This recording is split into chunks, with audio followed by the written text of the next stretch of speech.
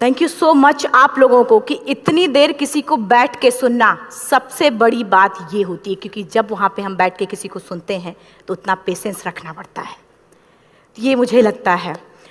और एक्चुअली मैं 26 साल की हूँ। 2011 में चलती ट्रेन से मुझे कुछ बदमाशों ने, मैं वॉलीबॉल चैंपियन भी रह चुकी हूँ, 2011 में चलती ट्रेन से मुझे बदमाशों ने एक गोल्ड चेन पहनी थी, चलती ट्रेन से मुझे उठा के बाहर फेंक दिया था। लखनऊ से दिल्ली आ रही थी मैं।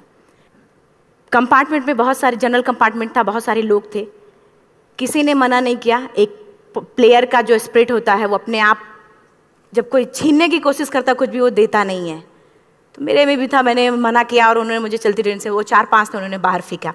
दुर्भाग्य ये था कि उसी समय दूसरी ट्रैक से ट्रेन आई और मैं उस ट्रेन में टकराई, फिर नीचे गिरी, दोनों ट्रेनें निकल गईं। कुछ देर बाद मैंने हाथ को ऐसे रख के उठने की कोशिश किया तो देखा कि मेरा पैर कट चुका था।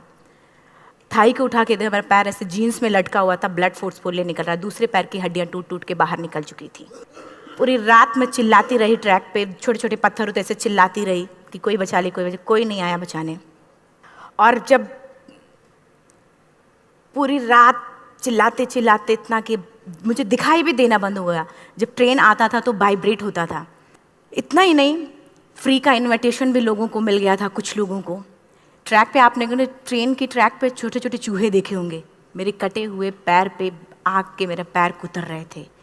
मैं ब्रेन कॉन्शियस मेरा पूरा काम कर रहा था मेरे, लेकिन बॉडी में कोई भी मूवमेंट नहीं था। पूरे पल में वही चीज़ें सोच कि कैसे मैं अपने आप को कैसे बचा पाऊँ। लेकिन करीब पूरी रात ऐसे बीता। सुबह गांव वालों ने मुझे बरेली डिस्ट्रिक्ट हॉस्पिटल यूपी में है, वहाँ पे हुआ था ये। सुबह गांव वालों ने मुझे उठाया, डिस्ट्रिक्ट हॉस्पिटल ले जाके रखा, तो फार्मासिस्ट, डॉक्टर, सीएम, जितने लोग थे आपस में बातें कर रहे, अरे हमारे पास तो एनेस्थीसिया नहीं है, ब्लड नहीं है, इसका इलाज शुरू करें तो हम कैसे करें। मुझे भी नहीं दिखाई तो नहीं, लेकिन मेरा सुनाई दे रहा था सब कुछ वहाँ पे। कहाँ से हिम्मत आई मुझ में, मुझे भी नहीं पता।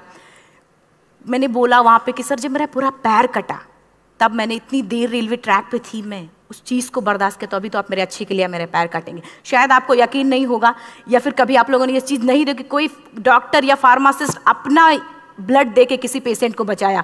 मेरी इस बात को सुनने के बाद वहाँ के डॉक्टर और फार्मासिस्ट दोनों ने एक एक यूनिट ब्लड दिया और मेरे पैर को बिना एनेस्थीसिया अलग कर दिया गया। आज भी मैं उस दर्द को महसूस करती हूँ, जब भी मैं जब बोलती हूँ तब मैं वो चीज़ें महसूस करती हूँ। उसके बाद जब बात मीडिया में आई, लोगों को पता चला कि अरुणिमा नेशनल प्लेयर है, KGMC king George medical college Lucknow में एडमिट करा, लखनऊ से फिर sport minister, AIIMS trauma centre Delhi. तब तक सब ठीक ठाक चल रहा था, प्लेयर होने की वजह से अच्छा ट्रीटमेंट मिलना शुरू हुआ। करीब 4 महीने मैं एम्स में रही। एम्स में रहने के बाद जब मैं थोड़ा ठीक हुई, करीब 25 दिन बाद जब ठीक हुई, न्यूज़पेपर में गोल गोल लिख के आ रहे कि अरुणिमा के पास टिकट नहीं था, अरुणिमा ट्रेन से कूद गई। उसका खंडन किया घर वालों ने, फिर बोला कि अरुणिमा सुसाइड करने गई थी।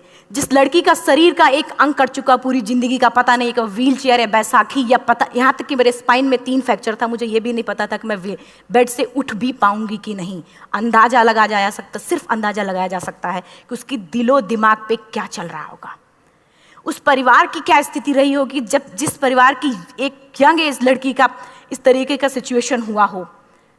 फिर भी कहते हैं कि जहाँ चाह होती वहाँ राह मिली जाती है। एम्स के हॉस्पिटल के बेड पे मैंने डिसाइड किया, क्योंकि अपनी बातें हम चिल्ला चिल्ला के करें, वो सिस्टम की इतनी हाई लेवल की बातें हो रही थी कि हम एक मध्यम वर्गीय फैमिली से थे, हम अपनी बातें चिल्ला चिल्ला के कह रहे थे, लेकिन कोई नहीं सुन रहा था। लेकिन कहते हैं मैंने अपने दिल, दिमाग, अंतरात्मा से ये चीज़ सोच लिया कि ठीक है, आज आपका दिन है, जितना चाहो बोल लो, एक दिन तो मेरा दिन आने वाला, मैं प्रूफ कर दूंगी कि मैं क्या हूँ, मैं क्या थी, ये मैं प्रूफ कर दूंगी। हॉस्पिटल के बेड पे डिसाइड किया वॉलीबॉल नहीं, लाइफ का सबसे टफ गेम करना है, तब मैंने माउंटेनिंग चुना। जब मैंने माउंटेनिंग कहने और करने में बहुत फ़र्क होता है। जब मैंने माउंटेनिंग की बात सोची और लोगों के सामने, सबसे बड़ी चीज़ थी सही गाइडेंस में ट्रेनिंग लेना, दूसरा स्पॉन्सरशिप। इतना बड़ा एक साथ तो मैंने 40 से 50 लाख मैंने वाकई में कभी नहीं देखे थे पहले। मेरे लिए बहुत बड़ी चीज़ थी वो इकट्ठा कर पाना। जब मैंने लोगों के सामने रखा कि मैं माउंटेनिंग करना चाहती हूँ, एवरेस्ट के लिए मुझे ट्राई करना है, हर किसी ने मुझे बोला कि क्या है, पागल हो चुकी हो क्या, तुम्हारा दिमाग खराब हो चुका, तुम कभी नहीं कर सकती माउंटेनिंग। एक पैर आर्टिफिशियल है, दूसरे में रॉड है, और तुम्हारा दिमाग खराब है, स्पाइन में भी फ्रैक्चर है, तुम पागल होगे, चुपचाप कोई नौकरी करो, जीवन यापन करो। क्योंकि लोगों का सबसे बड़ा प्रॉब्लम ये होता है, लोग फिजिकल देखते, पैरों को मेरी अंतरात्मा में क्या चल रहा था वो तो किसी को पता ही नहीं था। मुझे लगता है कि आज यहाँ पे मैं भी सुबह से देख रही हूँ, इतने अच्छी अच्छी चीजें मैंने सीखी यहाँ पे, बहुत बड़े बड़े स्पीकर को शायद आप लोगों ने भी सुना। आज मैं भी आपको यहाँ पे कि चाहे जितना मोटिवेट करूँ, चाहे जितना चीज़ें मैं बताऊँ, लेकिन मुझे लगता है सबसे बड़ा मोटिवेटर कौन होता, आप खुद। जिस दिन किसी भी लक्ष्य के प्रति आपकी अंतरात्मा जाग गई, आपको कोई नहीं रोक सकता उस लक्ष्य को पाने में। ये मैं किताब से बातें नहीं बोल रही हूँ, ये मैं एक एक पल मैंने ये मैं कोई भी किताब की बातें नहीं, एक एक पल आज जो मेरा 26 साल का एक्सपीरियंस है वो मैं बता रही हूँ सिर्फ आपको। उसके बाद किसी तरीके से मैनेज किया मैंने। भाई साहब, मेरा परिवार मेरा बैकबोन था। परिवार ने मुझे, भाई साहब ने मुझे कहा कि मैडम बछेंद्री पाल जिन्होंने 1984 में एवरेस्ट समिट किया, उनसे मिलते हैं, वो जरूर कुछ ना कुछ करेंगे।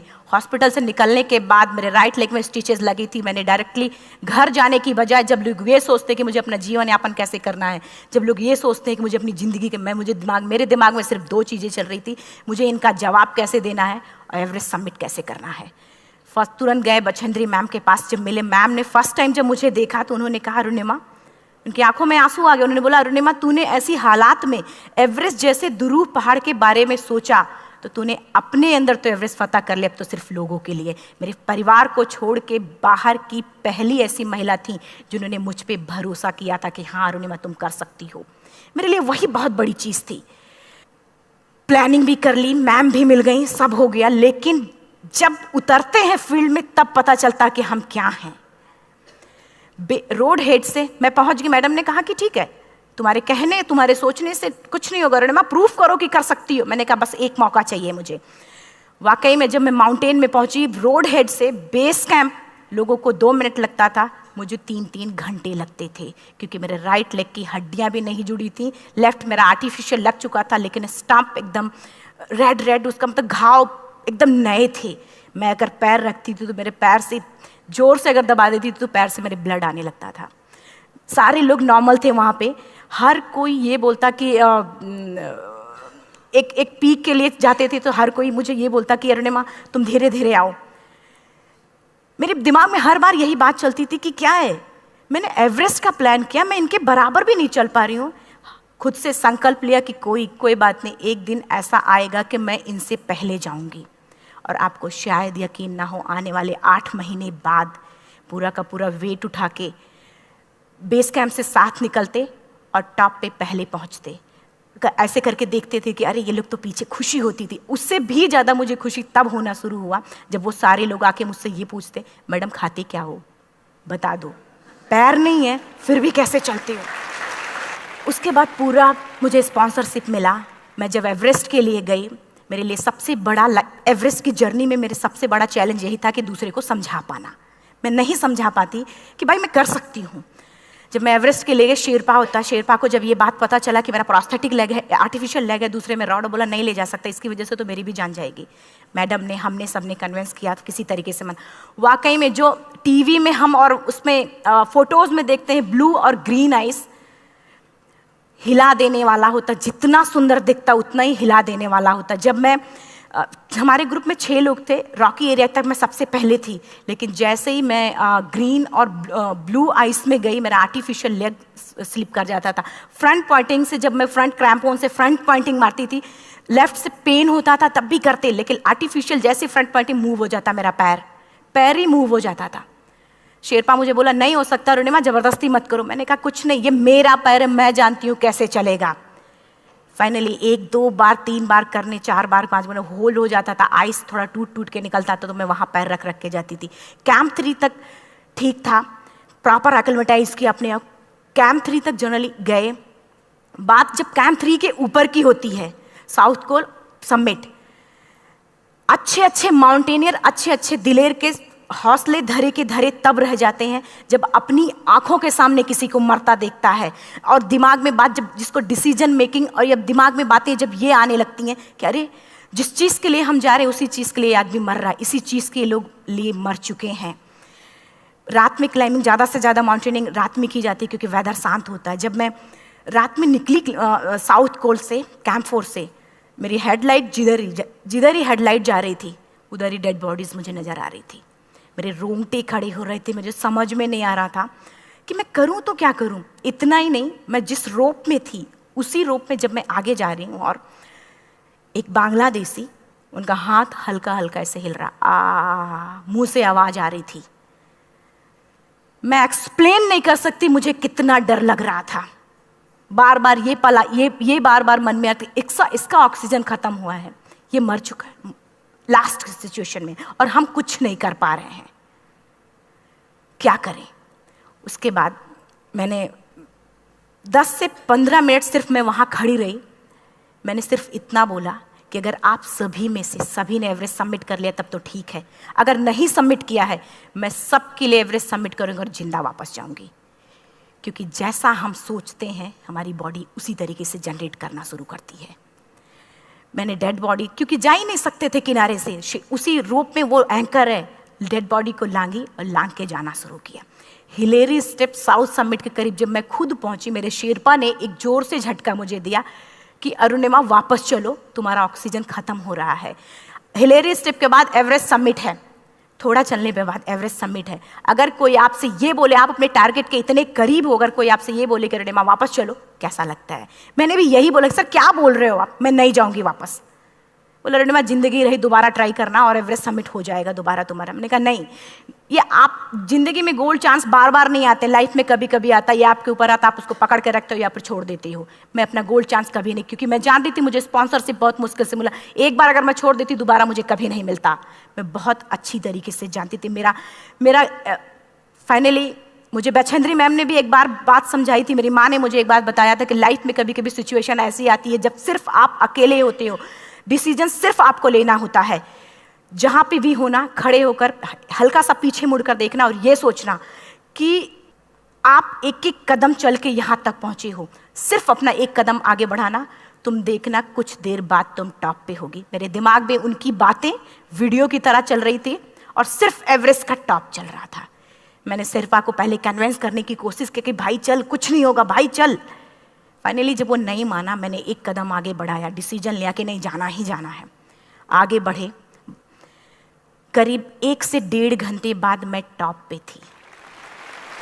और इतना ही नहीं,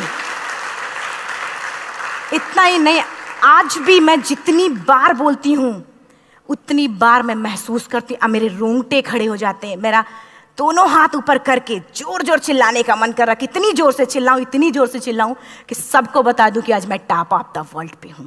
उन लोगों को बता दूं जो लोग ये सोचते हैं, लड़की, दूसरे विकलांग, तीसरे मिडिल क्लास में, जो लोग एक बार हार के फिर दोबारा लड़ना नहीं चाहते, जो लोग हारने के बाद सोचते हैं कि हम दोबारा कुछ कर नहीं सकते, उन लोगों को मैं चिल्ला चिल्ला के टॉप से बताना चाहती थी कि नहीं, आप सब कुछ कर सकते हो। सिर्फ एक सोच की विकलांगता, हैंडीकैप आदमी यहाँ से होता है, यहाँ से नहीं। अगर यहाँ से जो आदमी विकलांग है तो नॉर्मल आदमी भी विकलांग है, जो अगर यहाँ से विकलांग है। चिल्ला चिल्ला के मैं बताना चाहती थी। मैंने शेरपा से कहा कि आप एक फोटो खींच लो, क्योंकि सारे लोग फोटो, अपना नेशनल फ्लैग का जो वैल्यू होती है ना, वो जो हम कहीं बाहर होते हैं तो पता चलता है। मुझे भी बहुत खुशी हो रही थी, फ्लैग को हग किया और बोला फोटो खींचो। बोला पागल हो गई है, तेरा ऑक्सीजन कभी भी खत्म हो जाएगा, नीचे चल। नहीं, फोटो खींच लो। फोटो खींचा उसने। वो तो अगली बार इतना तेज गुस्सा हुआ, मैंने उसको बोला कि भाई वीडियो भी बना ले। 8848 की हाइट पे ऑक्सीजन खत्म हो रहा है, आज हम भी हंस रहे हैं आप लोगों के साथ क्योंकि यहाँ पूरा ऑक्सीजन है। और 8848 की हाइट पे जब मुझे शेरपा, कोई भी शेरपा को बोलेगा भाई वीडियो बना, तो परेशान हो जाएगा, पागल हो चुकी, कि तुम मर जाए यहाँ, मैं जा रहा हूँ नीचे। मैंने कहा नहीं, कुछ नहीं होगा, आप बनाओ वीडियो। किसी तरीके से मैं 4-5 पेयर बैटरी रख के लेके गई कि डिस्पोजल कैमरा, एक अलग कैमरा, कि मतलब एक नहीं काम करेगा तो दूसरा करेगा, प्रॉपर प्लानिंग से। शायद आप लोग भी सोचो कि वाकई में लड़की को इतना बड़ा रिस्क लेने की क्या जरूरत थी, कि जिंदगी कभी भी जा सकती थी इसकी। लेकिन मैंने वो रिस्क लिया क्यों? क्योंकि मैं चाहती थी, कहीं ना कहीं से मेरे भी दिमाग में ये बात आ चुका था कि मैं जिंदा वापस ना जाऊं। मैं चाहती थी कि अगर मैं जिंदा ना जाऊं तो ये वीडियो मेरे इंडिया शेरपा से मैंने यही बात बोली, ये वीडियो अगर मैं जिंदा नहीं जाती हूँ, ये वीडियो मेरे इंडिया पहुँचा देना, मेरे यूथ तक चला जाएगा। क्योंकि मैं चाहती थी कि 11 अप्रैल 2011 को मेरा एक्सीडेंट हुआ, 21 मई 2013 10:55 पे मैं टॉप ऑफ द वर्ल्ड पे थी। ऑलमोस्ट 1 से 2 साल के अंदर कैसे यहाँ से मैंने ये चीज़, मैंने कभी भी कामयाब होने के, मेरी वो जिंदगी बन चुकी थी, मेरा जुनून बन चुका था, मेरा पैशन मेरा जिद बन चुका था। वो मेरा सोते उठते बैठते सिर्फ मुझे एवरेस्ट दिखाई जाए। और मुझे लगता है किसी को भी अगर अपना लक्ष्य पाना है, यहाँ से अगर वो पागलपन जब तक नहीं आएगा तब तक नहीं होगा। वो फाइनली उसने वीडियो बनाया। आप बोल रहे फटाफट रोनिमा नीचे भागो। जब मैं टॉप पे थी तो कुछ लोग और भी थे, लेकिन 10:55 पे मैंने एवरेस्ट समिट, 11 बजे के बाद अगर कोई अटैम्प्ट करने की कोशिश करता है उसको सुसाइड अटैम्प्ट बोलते हैं। जैसे ही मैं नीचे चलना शुरू की, मैंने कहा भाई हाँ चल नीचे चलते हैं। ज़्यादा से ज़्यादा मौतें नीचे आते वक्त होती हैं एवरेस्ट पे। जब मैं नीचे आ रही हूँ, थोड़ा दूर ही मैं नीचे चली थी, मेरा ऑक्सीजन पूरी तरीके से ख़त्म। सिर्फ अंदाज़ा लगाया सकता कि जब ऑक्सीजन ख़त्म हुआ क्या परिस्थिति रही होगी। मैं ऐसे नीचे गिर गई और शेरपा मुझे बोल रहा कि रोनिमा मुझे यकीन नहीं था कि तू एवरेस्ट समिट कर पाएगी, लेकिन फिर भी तूने किया। मैं चाहता हूँ कि रोनिमा जिंदा चल, तू वापस उठ, खड़ी हो। मुझे खड़ा करने की वो कोशिश कर रहा था बार बार, मैं खड़ी नहीं हो पा रही थी, वाकई में दम ही नहीं था। लेकिन फिर भी कहते हैं कि जैसे हमारे नियम होते हैं वैसे ऊपर वाले के भी नियम हैं। उसकी लिस्ट में जब मेरा नाम नहीं है तो वो मुझे नहीं ले जा सकता। अगर दूसरी चीज़, मेरा कॉन्सेप्ट एकदम क्लियर हो चुका था। जब रेलवे ट्रैक पे मैं थी, रेलवे ट्रैक पे 7 घंटे में पड़ी थी, 49 ट्रेन अप डाउन हुई थी, तो मेरा कॉन्सेप्ट एकदम क्लियर हो चुका था। इसका मतलब है कि ऊपर वाले ने अगर मुझे कुछ बचाया है तो कुछ ना कुछ इतिहास रचने के लिए बचाया है। मैंने पॉजिटिव तरीके से सोचा। और उसी समय एक ब्रिटिश क्लाइंबर नीचे से ऊपर आ रहा था और उसके पास 2 ऑक्सीजन, तो उसने एक को वहीं फेंका और दूसरे को लेके नीचे जाना शुरू किया क्योंकि वेदर ख़राब था। मेरा शेरपा मुझे एंकर किया और जाने लगा नीचे, और वो फटाफट उसको लेके आए, मुझे लगाया। उसने बोला रोनिमा तू बहुत लकी है कि तुझे यहाँ पे ऑक्सीजन मिला है। वाकई में ऊपर वाला भी चाहता है कि तू जिंदा रहे। वो मुझे बार बार लकी लकी बोल रहा था। शायद आप लोग में से भी कोई होगा कि जो लक और भाग्य जैसी चीज़ों पे भी यकीन करता हो, या पता नहीं भी। मैं किसी की भावनाओं को ठेस नहीं पहुंचाना चाहते, लेकिन मैं इन किसी भी चीज़ों पे भरोसा नहीं करती, क्योंकि मेरा मानना है कि लक भी उसी का साथ देता है जिसके अंदर जीतने का जज्बा है।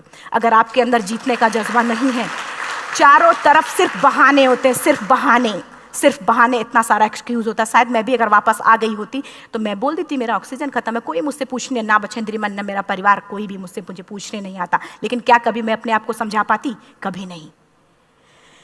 फाइनली जो भी था, लक भाग्य किस्मत में नीचे आ रही थी, बहुत खुश थी। माउंटेन, डेड बॉडीज, मेरा शेरपा, ये लोग थे। मैं किसी से शेयर भी नहीं कर पा रही थी कि अरे मैंने एवरेस्ट समिट किया, किसी से शेयर भी नहीं कर पा रहे थे। फटाफट मैंने नीचे हील मार के, हमारे से हील मार के नीचे आ रहे थे। एकाएक मेरा प्रोस्थेटिक लेग, पूरा का पूरा लेग ही निकल गया। -60 डिग्री तक टेम्परेचर डाउन हो जाता है एवरेस्ट पे। मेरा हाथ वगैरह ये सब ऐसे मूवमेंट, ऐसे मुड़ नहीं रहा था, ब्लड निकलने लगा था, ये सब यहाँ था। मुझे शेरपा से मैं बोल रही हूँ कि ऑलरेडी मेरा पैर कटा हुआ है, अगर दिमाग में ये बात है कि मेरा हाथ भी काटना पड़ेगा, कैसा लगेगा मेरा दिमाग। क्योंकि ये ऐसा मूवमेंट, रेड 3 स्टेज होती हैं, रेड मेरा हो चुका था, रेड, ब्लैक, ब्लू, ब्लैक हो तो काटना पड़ेगा। तो बार बार मैं बोल रही हूँ शेरपा से कि भाई हाथ मेरा कुछ हो रहा है, इसमें मूवमेंट नहीं हो रहा है, यहाँ सबसे ब्लड हो रहा। बोला रोनिमा कुछ नहीं, जितना नीचे जाएंगे उतना अच्छा होगा। प्रोस्थेटिक लेग मेरा निकल चुका है, मैं रुकी हूँ, मेरा ऑक्सीजन चल रहा, बड़े मुश्किल से लक भाग्य किस्मत जो भी था मुझे मिला था। शेरपा मेरे आगे है, लास्ट मोमेंट तक वो मुझे बोलेगा, अगर वो मैं नहीं चलती वो मुझे छोड़ के चला जाए। गलती उसकी भी नहीं होती, क्योंकि वो क्या करे क्लाइंबर की वजह से, या तो अपनी जान वो भी दी, गलती उसकी भी नहीं है। लास्ट में मेरी आंखों से आंसू निकलने लगा। मैंने सोचा क्या करूं अब, रोने अपने आप आंसू ने कहीं ना कहीं से आ ही जाता है।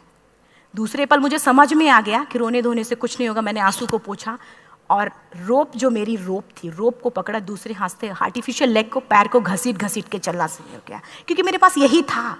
ये तो दूसरा था, गिव अप कर दो ही चीज़ थी।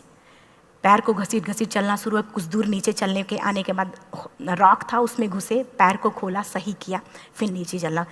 Camp 4 to summit to camp 4 3500 feet है, और इसमें टोटल जनरली लोग 16 से 17 घंटे में समिट कर लेते हैं। मुझे टोटल 28 घंटे लगे थे।